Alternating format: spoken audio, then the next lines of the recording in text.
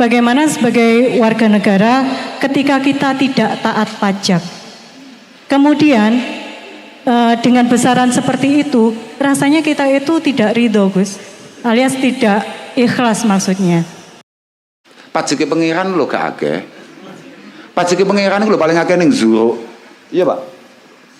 Zuro to, paling akeh ning Zuro. Zuro itu 10%. Pangeran lho padahal kuwi Malikul Muluk. Presidennya presiden loh ini. Hanya narik 10%. Ini kok ada yang di atas Tuhan. Enggak maksudnya enggak ngono, aku gak karo aku. Aku enggak ngerti aku. Ya piye ya, aku bingung aku ambek jawabannya. Gak iso jawab aku wis. Gak iso aku, bodoh kita. Sudahlah jadilah orang bodoh, yang penting selamat. Negara, tapi kita juga pengen selamat dan baik di mata Allah Subhanahu wa taala. Makanya sampean kabeh yo ngono, hati-hati. Zakatmu tertibkan. Tapi ning iki Indonesia zakat yo dicolong lho. Lanjut. Iki lho bahayane ibu-ibu, paham gak we? Bayangkan sekarang sudah ibu-ibu. Yang putranya berapa? Saya putranya 2, Gus. Nah, mulai saiki wis putrane kalih dadi ibu-ibu mulai SMP. Iku cek mengganggu pikirannya, paham ya? Oke. Bismillahirrahmanirrahim.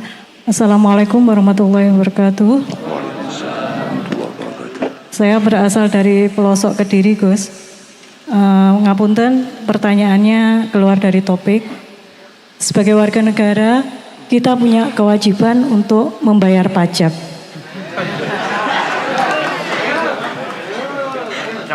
Sedangkan kita sebagai umat Islam juga mempunyai kewajiban untuk membayar zakat. Tapi kalau di Islam kita jelas karena ada ketentuan nisab dan haulnya, dan itu pun tidak memberatkan karena hanya sebesar 2,5%. Sedangkan pajak, Gus, kemarin itu kita sudah kena tahun-tahun yang lalu itu PPh final itu 0,5%. Kemudian muncul PP tahun 55 tahun 22 itu sebesar 11%. Terus kemarin kita itu sudah SPT tahunan berakhir di tanggal 1 Mei. Kemudian kita sudah melakukan sebaik-baiknya atau sebenar-benarnya menurut mereka. Dan ternyata kita itu kayak masuk jebakan Batman, Gus. Karena apa? Karena begitu sehari kemudian pertanggal 2 Juni itu pajak sudah naik 22%, Gus. Berarti ada kenaikan sebesar 100%.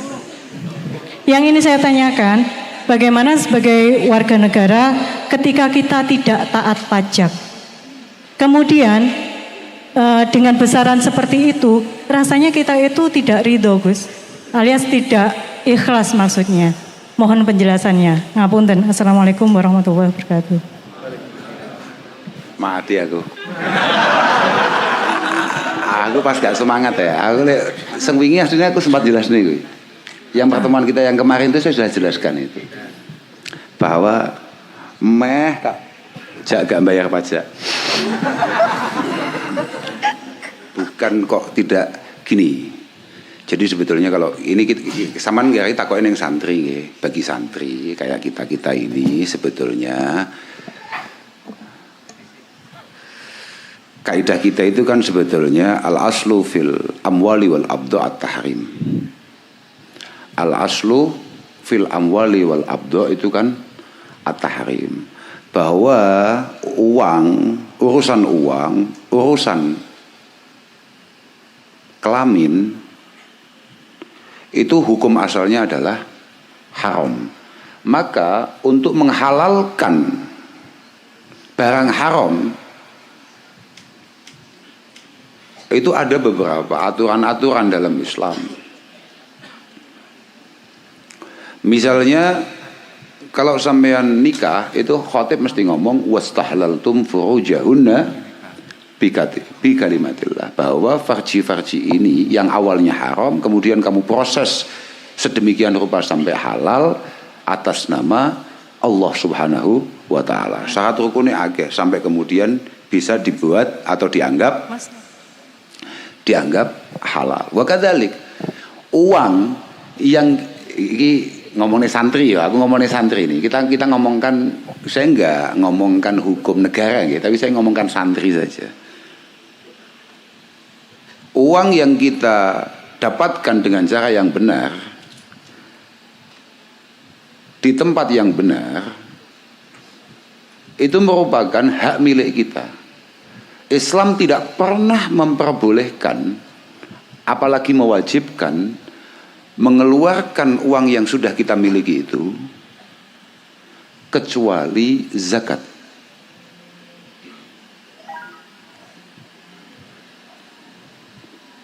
Lah kalau kemudian ada pajak untuk menopang atau untuk membantu lah sebetulnya, untuk membantu kebutuhan-kebutuhan pokok keberlangsungan sebuah negara, maka itu boleh dilakukan kalau memang situasi sangat-sangat tidak dalam kondisi baik-baik saja. Setelah penarian zakat itu benar-benar selesai dengan baik. Artinya tidak ada satupun di antara kita yang memang berkewajiban bayar zakat kemudian nunggak zakat. Zakat itu jangan kamu pikir hanya zakat fitrah begitu. Gak, Pak. Ada dua sebetulnya. Kapan pajak itu diperbolehkan? Setelah dipastikan bahwa yang kaya-kaya itu memiliki satu kepekaan dan kepedulian terhadap lingkungan, artinya dia ikut menopang kesejahteraan lingkungannya, kemudian zakat terbayarkan dengan sempurna. Setelah itu semuanya berjalan, tapi ternyata negara masih sangat butuh, maka pajak diperkenankan tuh untuk membantu itu. Lah kalau kemudian pajak menjadi pondasi sebuah bangsa, lah aku gak paham.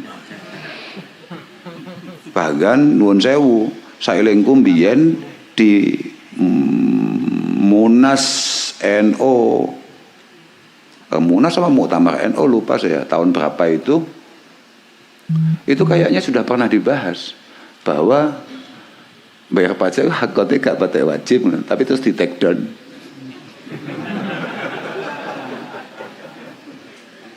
Ya walhasil beginilah Pak, kita ngomong adil saja ya. Mungkin sudah kita anggap bahwa pajak ini memang sangat dibutuhkan oleh bangsa ini. Tapi kebijaksanaan dalam menarik pajak sebagai bantuan kita sebagai rakyat untuk negara ini itu juga harus memiliki asas keadilan di sana. Dan juga kejujuran yang nyata. Bahwa pajak kita yang kita bayarkan ini benar-benar diperuntukkan atau benar-benar, kan sebetulnya pajak itu kapan boleh? Kan ketika pajak itu tasarrufnya litasarrufil amah, tasarrufnya limaslahatil amah, lil maslahah al amah. Bahwa nggih nuwun sewu niki, bahwa pajak kita sama-sama kita yakini bahwa pajak ini benar-benar peruntukannya untuk kemaslahatan kita semua sebagai anak bangsa. Lah, apakah kita hari ini meyakini itu tenan ora? Wallahu a'lam bishawab. Artinya pajak-pajak yang itu tadi itu loh, itu pada akhirnya benar-benar untuk kesejahteraan seluruh rakyat Indonesia. Apa tidak? Iku ya cik wallahu a'lam bishawab. Lagi malah mboten. Yo aku ora dadi aku tutup petugas bea cukai. Kalau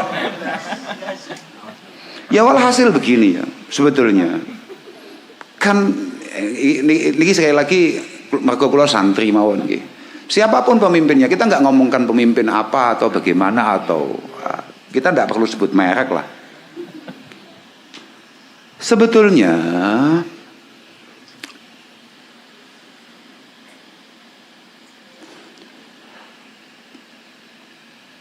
al-wilayah yang dihasilkan dari siasah, kekuasaan yang dihasilkan dari sebuah langkah politik itu diperkenankan oleh Islam min haisul af'al bihaisu yakunun nas aqraba bihi ila shalah wa ab'ada anil fasad.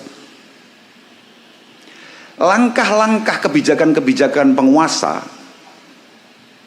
itu harus kita ikuti, harus kita taati ketika penguasa benar-benar mengambil kebijakannya untuk kemaslahatan kita, bukan untuk menekan dan menindas kita. Intine ngoten, intine. Tapi bahwa kayak jenengan tadi uraikan pajak sekian. Iya ya. Lah pertanyaannya wangel. Pertanyaannya kan sebenarnya gampang. Jawabannya yo gampang. Ngomongnya sengaja blok. Jawabannya gampang. Apakah kemudian kita sebagai warga negara yang baik wajib? Kan gampang toh? Jawabannya loh, kowe gak patek ngaji ya. Setelah kak narasikan bahwa pajak itu sebetulnya dalam Islam gak ada yang wajib.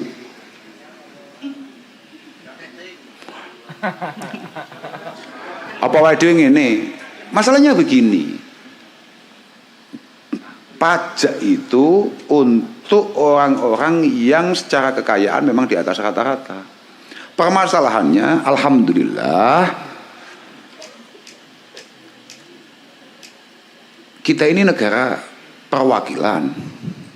Alhamdulillah semuanya ikut merasakan.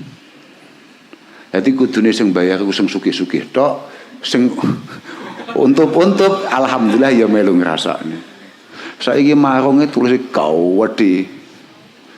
Nanti potong pajak sekian. Dadi wong mangan iku malah kaya enek sing ganjel nang kene. Duh. Kok munda? Kok wingi 7.500 kok saiki 17.000. Ya itulah yang menyebabkan laki-laki tampan hari ini semuanya rokoknya mereknya aneh-aneh.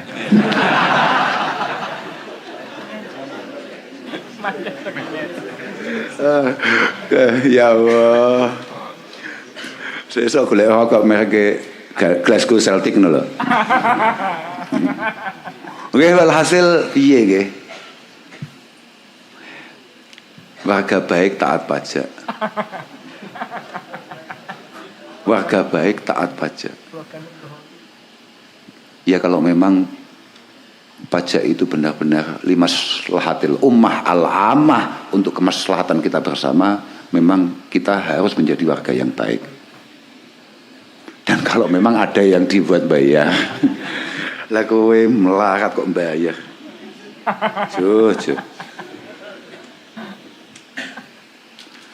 Saya juga nggak ngomong sama nggak kudu bayar pajak. Ya mungkin negara butuh jenengan hari ini.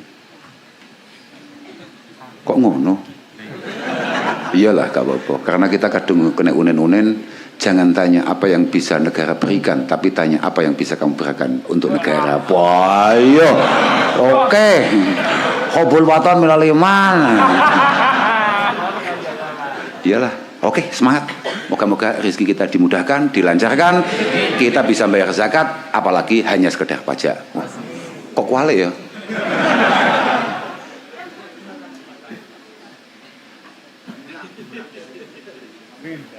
Kok salah kuwi kuali kuwi. Lah wong pajake pangeran lho gak akeh.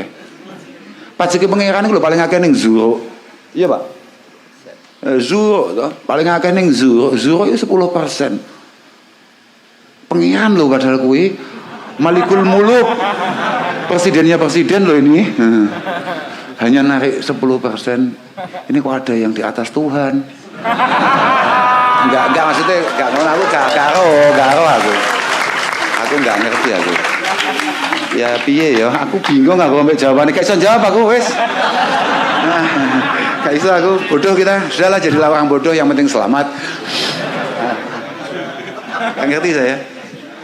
Ya, yang punten Gus. Tapi saya setuju loh, kalau memang pajak itu benar-benar digunakan dengan baik, sebetulnya kita banyak sekali kaul-kaul yang memang memerintahkan kita untuk kita itu bayar pajak.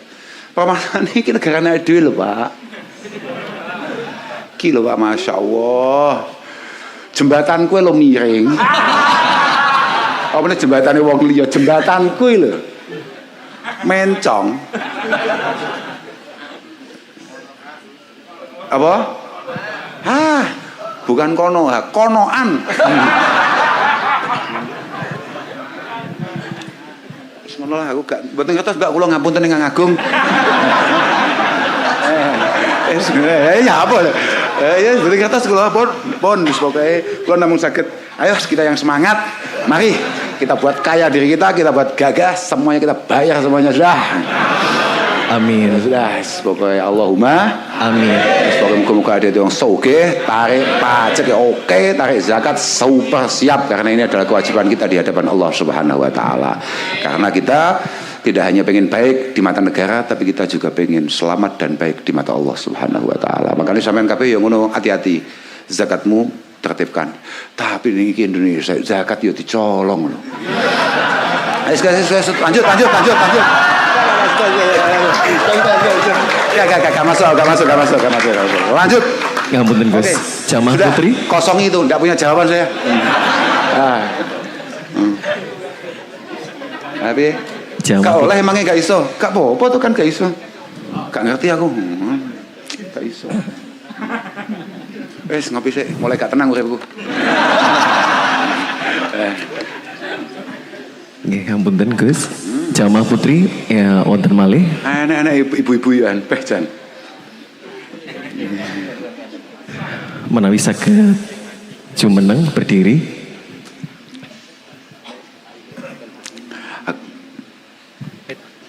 Perkenalkan kali saking pundi.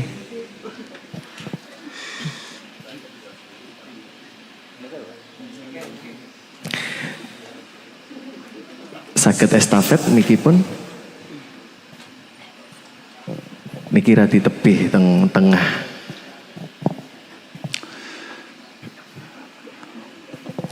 Nggih, Ibu ingkang jumeneng.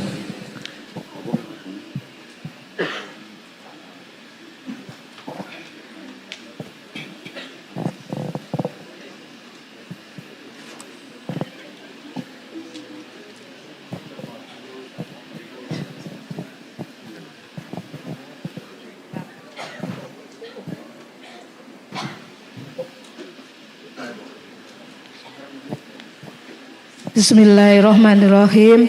Assalamualaikum warahmatullahi wabarakatuh. Waalaikumsalam warahmatullahi wabarakatuh. Pangapunten Gus, yang saya tanyakan keluar dari topik. Bahwasanya saya Topik metam. Topik itu kan mulai. Metam. Pangapunten Gus, yang saya tanyakan. Bahwasanya saya dulu waktu sanawiyah itu pernah mendengar bahwasanya mengumpulkan dua saudara, maksudnya itu perempuan, saudara perempuan, adik dan kakak itu tidak boleh dinikahi oleh satu laki-laki. Maksudnya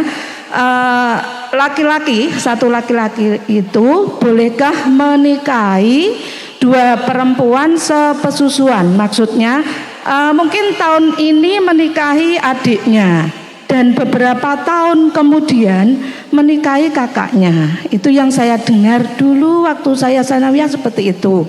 Dan beberapa tahun kemudian saya pernah tanya ke Nyun Sewu, orang yang mengerti agama juga. Itu kok katanya diperbolehkan gitu. Lah ini masih jadi pertanyaan saya selama ini, jadi masih mengganggu pikiran saya gitu Gus. Lah ini yang ampun gampang terganggu toh. Tapi maksudnya penasaran Gus. Sebentar, saya potong dulu. Ini saya ngomong sama anak-anak dulu. Ini loh bahayanya ibu-ibu, paham gak weh? Bayangkan sekarang sudah ibu-ibu. Yang putranya berapa? Saya putranya 2 Gus. Nah, mulai saya putrane kalih jadi ibu-ibu mulai SMP. Iku cik mengganggu pikiran. Paham kan? Oke, lanjut. Karena itu satu hal yang masih misterius bagi saya Gus. Makanya ini alhamdulillah ini ada kesempatan saya untuk bertanya. Lah itu bagaimana Gus? Lah kalau misalkan sesuai dengan yang saya terus toh akhirnya pun intinya adalah niki nakokne piye? Nakokne bolehkah satu orang laki-laki itu mengumpulkan dua saudara sepususuan menjadi satu. Jadi istilahnya dua orang ini dinikahi oleh satu orang. Niku boleh napa mboten Gus? Menawi itu mengumpulkan apa gantian? Maksudnya itu hukumnya goblok. Aja mau guyu sih. Hukumnya beda, malah mau guyu. Maksudnya gini, adiknya sudah dinikahi. Nah, setelah itu paham beberapa tahun dinikahi kakaknya. Niki kersane cak-cek niki. Nggih.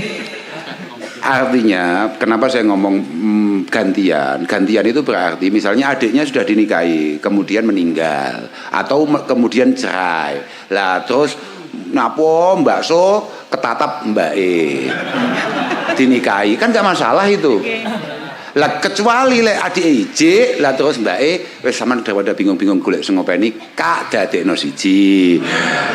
Ana akumu maqama walidek. Yo kiamat nek niku. Nah, itu bahasa mengumpulkan dan gantian itu di situ. Artinya kalau yang pertama itu sudah out, entah out dari sisi status atau mungkin dipanggil oleh Allah Subhanahu wa taala lah baru iku jenenge boleh ujul jenenge wong Jawa boleh ngarani. Nyun sewu Gus. Wah, iki salah nih. Maksudnya itu adiknya masih hidup. Lah dikumpulkan jadi satu ngoten nggih. Kane awakmu ojo sok-sokan pengen mencoba menjelaskan apa yang mau oleh ibu-ibu. Mboten Gus. Ketemu. Oke, sip, mantap. Nggih. Matur nuwun Gus. Assalamualaikum warahmatullahi wabarakatuh. Ya itu masalahnya. Masalahnya adalah itu berarti benar. Itu namanya benar, itu namanya jam'u, mengumpulkan itu. Nah kalau itu pelanggaran. Artinya adik ya itu pancen kartu merah itu. Nah, terserah mau kena stok apa punya apa lagi malah aneh mana tapi adik stok mas kamu apa hubungannya apa ya terserah adik stok artinya apa gak ada hubungannya.